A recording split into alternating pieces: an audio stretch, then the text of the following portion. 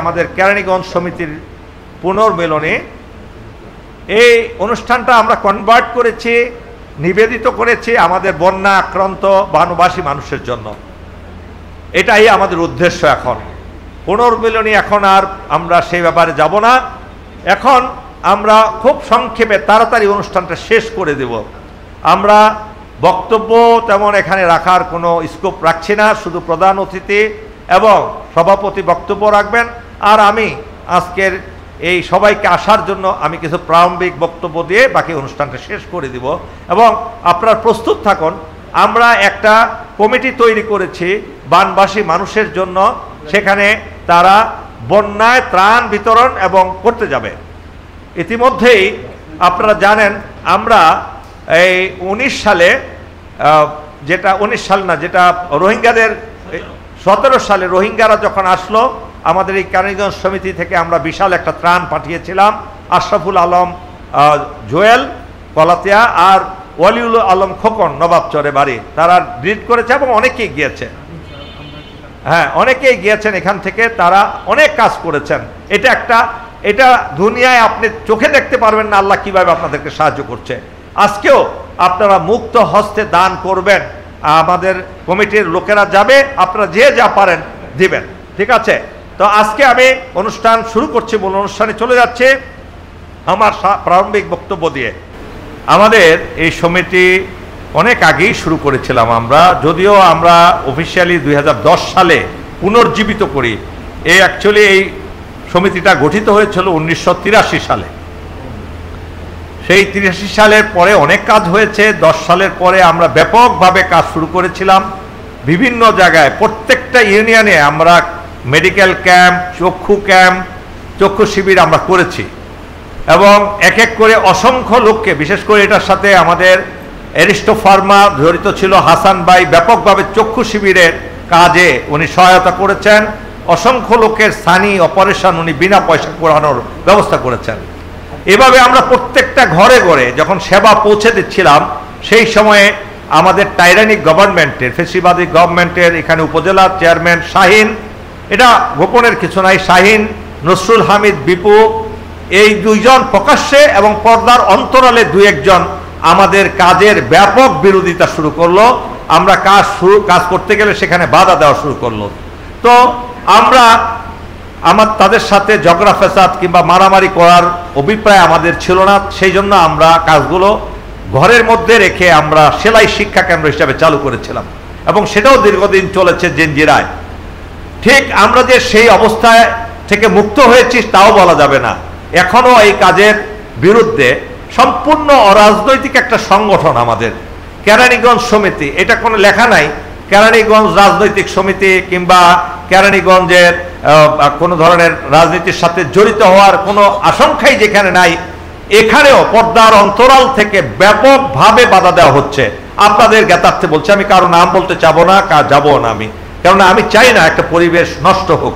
সবাই আমরা ঐক্যবদ্ধ হয়ে যদি কাজ না করতে পারি তাহলে এটা কোনোভাবেই কেরানীগঞ্জকে আপনারা সুমুখ পানে এগিয়ে নিয়ে যেতে পারবেন না।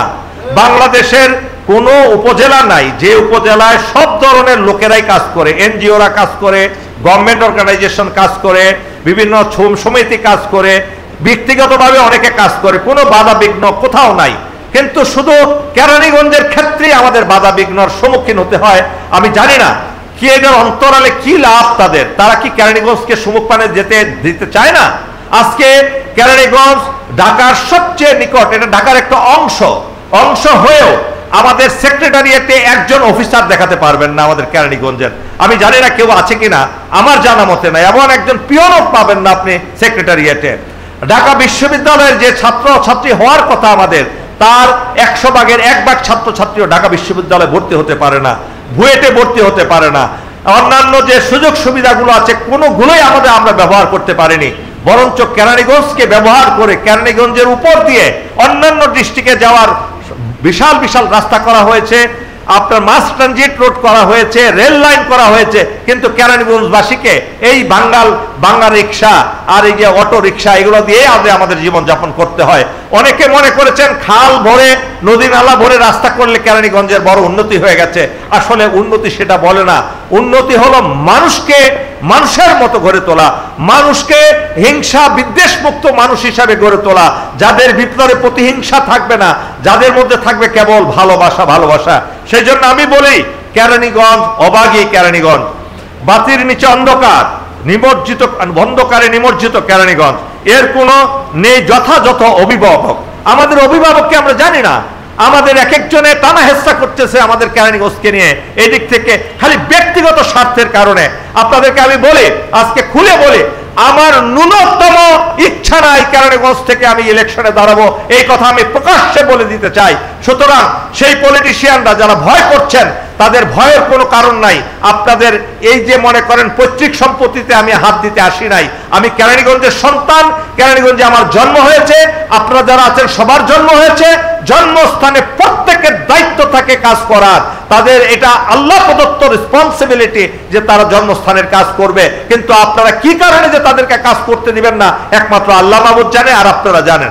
যাই হোক, এই যে আমাদের সুজলা সুফলা কেরানীগঞ্জকে ভূমিদস্যুরা শেষ করে দিয়েছে, সরকারিভাবে ভূমিদস্যুরা তারা বিনা পয়সায় গরিবের জায়গা জমি দখল করেছে, বলার কেউ নাই। অসংখ্য মানুষের বিরুদ্ধে হাজার হাজার মামলা দেওয়া হয়েছে, তাদের বিরুদ্ধে এই ব্যাপারে কোনো কথা বলার নাই। আজকে যদি মন্টু ভাই পরিপূর্ণ সুস্থ থাকতেন, আমি এই ভাইকে আজকে এই ভাইয়ের পিছনে থেকে আমি কাজ করার আমার বিশাল অভিপ্রায় ছিল। কিন্তু আল্লাহরই রহমত, যাই হোক উনি আসবেন। আপনাদের এই ডাইনামিক গুলো বুঝতে হবে। আমরা মানুষ, প্রত্যেকটা মানুষের তার এলাকার প্রতি একটা দায়িত্ব কর্তব্য আছে, এটা অবশ্যই করার সুযোগ করে দিতে হবে। এবং দিন পাল্টে গেছে, স্বাধীনতা এনে দিয়েছে ছোট ছোট শিশুরা, কোনো পলিটিশিয়ান এনে দেয়নি। কোনো পলিটিশিয়ান গিয়ে বুক পেতে দেয় নাই পুলিশের সামনে। অনেক পলিটিশিয়ান আছে টাকা দিয়ে জেলখানায় যায়, আবার টাকা দিয়ে জেলখানা থেকে বের হয়ে আসে আন্দোলনের সময়। তো আমি কারো বিরুদ্ধে বলতে চাই না, অসংখ্য আছে, এরকম অসংখ্য আছে। তারা কি বাংলাদেশকে সাত পাবলা দলিলে আল্লাহ রাব্বুল আলামিন তাদের নামে লিখে দিয়েছেন? তাদের নামে কে লিখে দিয়েছেন যে বাংলাদেশটা তোমাদের ছাড়া, তোমরা একমাত্র মালিক, তোমরা ছাড়া আর কেউ এই বাংলাদেশকে শাসন করতে পারবে না, কোনো এলাকা শাসন করতে পারবে না? এই জিনিসটা আপনাদের বুঝতে হবে। আজকে এই হল না, এই হল ভরেও আজকে হাজার হাজার লোক হয়ে যেত, কিন্তু অজানা কারণে তারা আসেননি। যাই হোক, আজকে আমি দু চারটি কথা বলে আমি শেষ করে অনুষ্ঠানের শেষ প্রান্তে চলে যাব। একটা জিনিস দেখবেন, স্বাধীনতার যুদ্ধে যারা আজকে এখানে ভাই আছেন, আরো অনেকেই আছেন যাদের নাম আমি জানি না, তাদের জন্য আমার অন্তর থেকে দোয়া করি। কিন্তু তারা এমন সময়ে তারা এই স্বাধীনতা যুদ্ধের স্বাধীনতা যুদ্ধের পরে নেতৃত্ব দিয়েছেন, সেই সময় তারা তাদের সর্বোচ্চ চেষ্টা করেছেন কেরানীগঞ্জের উন্নতি করার জন্য। এবং মন্টু ভাইয়ের মতো মানুষ একটা দিনও বসেছিলেন না আমাদের উন্নতির কল্পে কাজ করার জন্য। সেই ধরনের নিবেদিত প্রাণ নেতা আজকে বড়ই অভাব। এখন কেরানীগঞ্জকে ভাগাভাগি হচ্ছে, কি কেমন দিকে যাবে। এখন এই কেরানীগঞ্জে যে রক্তের বিনিময়ে আমরা স্বাধীনতা করে অর্জন করেছি, সেই অবহেলিত জনপদ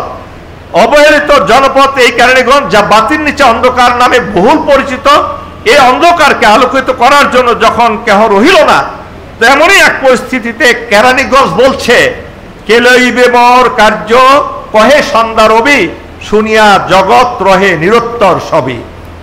মাটির প্রদীপ ছিল সে কহিল স্বামী, আমার যা সাধ্য আছে তা করিব আমি। দেখুন, আমরা মাটির প্রদীপ হয়েই দেশের কাজ করতে চাই। আজকে আপনি আমি যে মানুষ, সেই মানুষের জন্য রব্বুল আলামিন নির্ধারণ করে দিয়েছেন, কেউ নামাজ রোজা হজ যাকাত করে বেহেশতে যেতে পারবে না। এটা অ্যাবসার্ড, আমি গ্যারান্টি দিয়ে বলতে পারছি, এই কাজ করে কেউ বেহেশতে যেতে পারবে না। বেহেশতে যাওয়ার জন্য এটার পাশাপাশি আপনাকে মানুষের সেবা করতে হবে। কেননা যদি আপনি বেহেশতে যান, সেখানে রুগী পাবেন সাহায্য করার জন্য। বেহেশতে গেলে কি আপনি বন্যার ত্রাণ বিতরণ করতে পারবেন? বেহেশতে গেলে কি আপনি আগুন নিভাইতে পারবেন? সেখানে তো বেহেশতই। তা আপনি সেই বেহেশত যেতে হলে এই ধরনের লোককে সাহায্য করি আপনাকে বেহেশত যেতে হবে। কিন্তু সেই কাজের জন্য আমি একটা কথা বলি, I shall pass through the world but once. If therefore there be any kindness I can do, let me do it now. Let not defer it or neglect it, for I shall not pass away this again. একবারই আমি এই পৃথিবীর পথ অতিক্রম করছি, যদি কোনো ভালো কাজ করার সুযোগ কোনো থাকে তাহলে আমি অবহেলা করব না, এখনই করব, কেননা এ পথে আমার আর ফিরে আসা হবে না। সুতরাং ভাই ও বোনেরা, আমি আপনাদেরকে বলবো, সকল ভালো কাজ করো, তুমি যাহা পারো, যত উপায়ে পারো, যত মাধ্যমে পারো, যত স্থানে পারো, যত মানুষকে পারো, সকল সময়ে তুমি পারো, যখন তুমি পারো, যতক্ষণ তুমি পারো। তাই আমি আপনাদেরকে আরেকটা জিনিস বলে দিতে চাই। পবিত্র কোরআনে আল্লাহ বলেছেন, আর যে জাতি নিজের চরিত্র বদলায় না, যে জাতি নিজের চরিত্র বদলায় না, যে জাতি নিজের ভাগ্য পরিবর্তন করে না, আল্লাহ সেই জাতির ভাগ্য পরিবর্তন করবে না। আমরা কেরানীগঞ্জের লোকেরা খুবই খুবই অবাগা। আমরা শিক্ষিতের হার বাংলাদেশের সবচেয়ে আমাদের কম। কারণ কি? পলিটিশিয়ানরা চায় আমরা মূর্খ থাকি, তাইলে আমাদেরকে শোষণ করা সম্ভব হবে। আমি শেষ করে দিচ্ছি একটা কবিতা দিয়ে। ওরে নবীন, ওরে আমার কাঁচা, ওরে সবুজ, ওরে অবুজ, আত্মরাদের ঘামের তুই বাঁচা। ওই যে প্রবীণ, ওই যে পরম পাকা, চক্ষু কর্ণ দুইটি ডানায় ঢাকা, ঝিমায় যেন চিত্রপটে আঁকা, অন্ধকারে বন্ধ করা খাঁচায়, আয় জীবন্ত আয় রে আমার কাঁচা। এবং কবি নজরুল বলেছেন, আমরা চলিব পশ্চাতে ফেলি পচা অতীত, গিরি গুহা ছাড়ি খোলা প্রান্তরে গাহিব গীত, সৃজীব জগৎ বিচিত্রতার বীর্যবান, তাজা জীবন্ত সে নবসৃষ্টি শ্রম মহান। প্রিয় দর্শক শ্রোতাবৃন্দ, সুধী মণ্ডলী, আমি অনেকক্ষণ বলে ফেললাম। আশা করি আপনারা কোনো ভুল বার্তা নিয়ে এখান থেকে যাবেন না। কারো বিরুদ্ধে কোনো কাজ করার অভিপ্রায় আমাদের নাই। যার যার কাজ শেষে করে যান, দেশের উন্নতি করেন, মানুষের পিছনে লাগবেন না। হানাহানি দূর হয়ে যাক। আওয়ামী লীগের আমলে যা হয়েছে সেই একই জিনিস যাতে আবার কেরানীগঞ্জে না হয়, সেজন্য আপনাদেরকেই চিন্তা করতে হবে, আপনাদেরকেই সিদ্ধান্ত নিতে হবে।